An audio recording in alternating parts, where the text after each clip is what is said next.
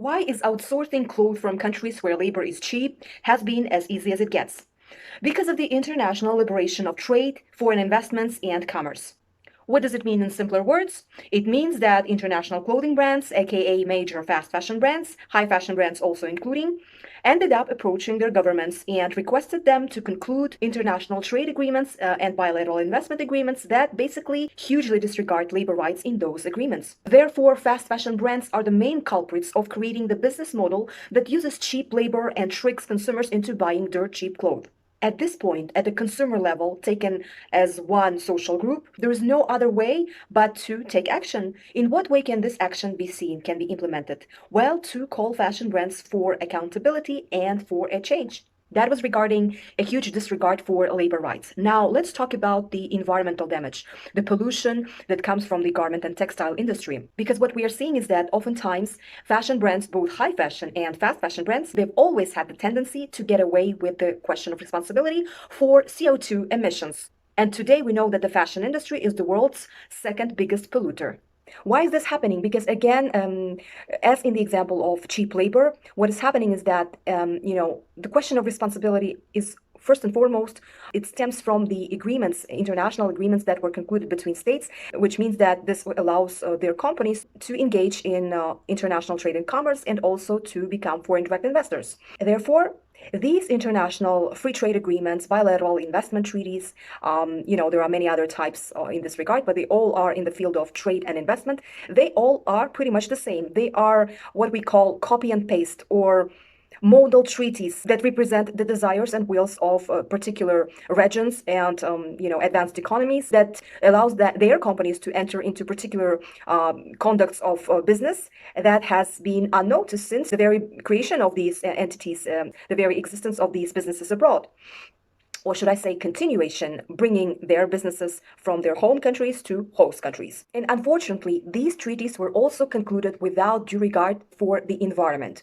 That being said, the generation of new treaties that were starting to be concluded after the year 2008, 2009, so it's closer to 2010, they were, including sustainable development chapters, and sometimes they would be, indeed, integral chapters that would be found in these treaties, but most of the time it would be just, an article here, an article there, or a phrase or two in the preambles of these agreements. So the way I see it is that the problem derives from these treaties, because these are the treaties that primarily are the baseline for creation of these businesses and for the patterns that have developed further on. So we have to find the source of the problem. And since the very beginning, these companies tended to get away with the question of responsibility, as mentioned before. And I'm talking about both fast fashion and high fashion. Speaking of high fashion brands, let's talk about the case of Louis Vuitton, which burns its bags, meaning that when they do not sell their bags, it turns out that they just decide to burn them all instead of stocking them as, for example, a vintage collection that would be announced 10 years from now, from the moment they have decided to keep them, as an example, or that as an option they would be resold at a discounted price. But no, Louis Vuitton does not want to do that. That they are saying that luxury does not get discounted. So this is why they have, from the very beginning, been burning these bags. And the way I found out about is that I wanted to invest in one of their bags, which is called the Never Full bag. Actually, I changed my mind. I do not want to pay more than 1,000, whatever it costs today, US dollars, to a company that has no due regard for the environment. So that being said, the problem with the Louis Vuitton and any other brand is that, and also I heard that Chanel burns their bags, which is also surprising because, these reputable brands, they shouldn't be doing this, really.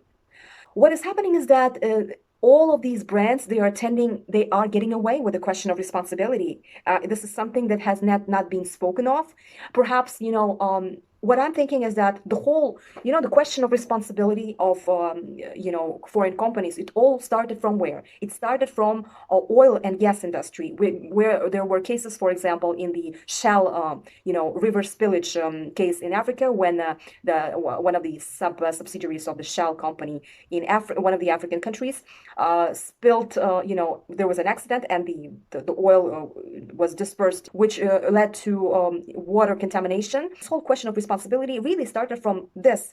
One of the examples is oil and gas industry, where there were spillages and where there were environmental damages. And also the second, borderline, the second important factor for, suddenly to be talking about the question of responsibility of multinational enterprises is, forced labor, child labor, these types of things, where in the beginning, they were seeing that reputable companies' names were popping up here and there in cases of usage of forced labor and child labor.